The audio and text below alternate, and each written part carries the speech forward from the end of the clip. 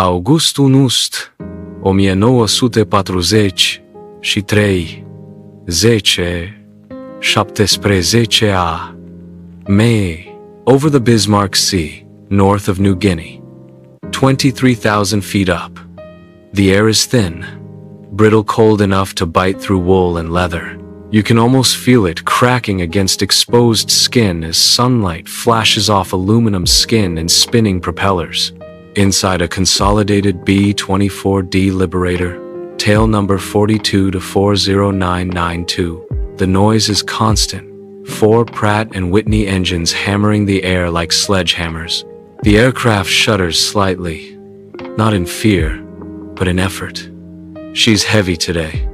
Bombs locked. Fuel full. Crew tense. Captain Robert Bob Ellison grips the yoke, eyes scanning the blinding blue.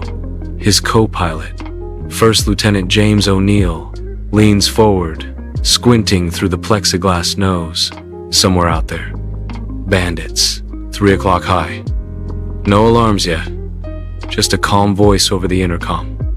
Trained. Controlled. Outside. Far above. A formation of Mitsubishi A6M0 slides into position. Long noses, elliptical wings, light, agile predators built for the kill. In the lead Zero, a young Imperial Japanese Navy pilot banks his aircraft slightly and smirks.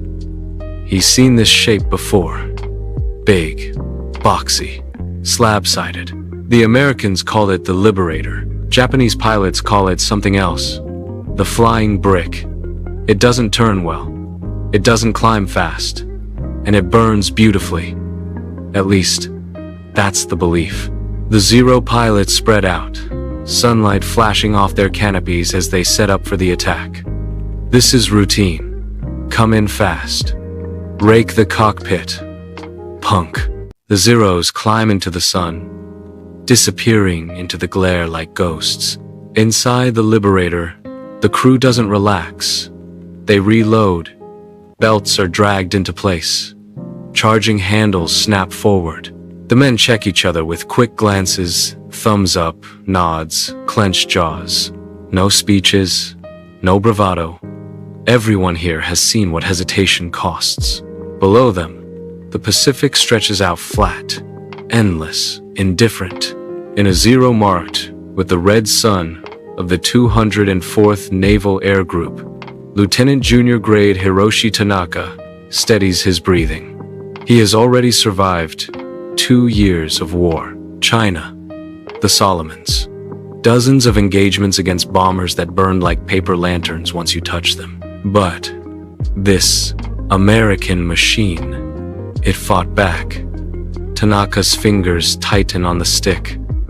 He watches the Liberator's silhouette, memorizing it now. The long Davis wing, the twin tails, the glazed nose bristling with guns. This is no helpless transport. This is a hedgehog. Head-on is suicide, Tanaka mutters to himself. He thinks of the tracers flashing past his canopy, of the Zero that didn't pull out in time, of Flame. The Japanese pilots fan out again, but this time it's different. No laughter, no easy confidence. The attack angles change. Vertical now, slashing passes. They'll try to overwhelm the gunners, force mistakes, draw fire. Back in the B-24, Ellison feels it before he sees it. The pressure, the waiting.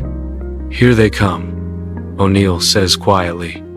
The first Zero drops straight down from above. Gravity. The Liberator drops another 50 feet. Not a plunge. Not yet. Just a slow, unmistakable sag as if the aircraft itself has realized how much blood it's losing. Inside, the men feel it in their bones. Ellison trims the controls, fighting the wounded rudder. The yoke resists him now, stiff and uncooperative. Every correction takes muscle. Sweat beads under his flight cap despite the cold. How bad? He asks. Flight Engineer Sergeant Thomas Wilkes scans the panel, eyes flicking from gauge to gauge. Fuel leak on the port side. We're burning faster than we should. Ammo's down to half in the waist. Half. After one engagement, Behind them, the sky is no longer empty. The Zeros are regrouping again, higher this time. Patient, studying, waiting for the exact moment when the bomber can no longer defend itself everywhere at once. Lieutenant Tanaka watches the Liberator wallow slightly as it tries to hold formation altitude alone. He's learned now. This aircraft isn't a brick, it's a fortress. But even fortresses crack when struck in the right place. He signals with his wing. 2 Zeros move into position. This time, there's no dramatic dive, no reckless charge, just precision. They attack from opposite quarters, one high left, one low right, forcing the gunners to split their fire. The Liberator erupts again, guns hammering in overlapping arcs. Tracers crisscross the air like glowing wires. Martinez fires until his barrels smoke. He feels the vibration change subtle, but wrong. Jam! The clouds swallow the Liberator whole. Gray replaces blue. Light fades into a dim, shifting haze. For a few seconds, the Zeros lose sight of their prey. And that's all the Americans need. Inside the B-24, the noise changes. The steady roar of engines becomes muffled, wrapped in vapor. Moisture beads on metal surfaces. The temperature drops again. Ellison flies by instruments now, eyes flicking between the artificial horizon and the trembling airspeed needle. Every vibration feels like a question mark. Is that turbulence or something breaking? Behind him, the crew takes stock of the damage. Martinez is slumped against the fuselage, helmet askew, face pale. Wilkes kneels beside him, pressing a field dressing against a bleeding gash. "You're staying with us," Wilkes mutters. "You hear me?" Martinez nods weakly. Harris climbs out of the top turret, arms shaking from recoil and adrenaline. He looks older than he did an hour ago. Everyone does.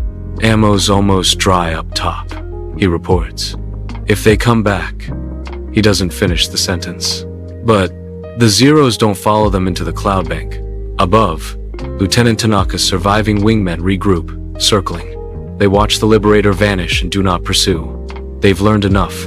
In debriefings later, Japanese pilots will speak quietly about this engagement, about a bomber that absorbed punishment and gave it back tenfold, about comrades who never returned. The nickname Flying Brick will fade from casual use, replaced with something Mo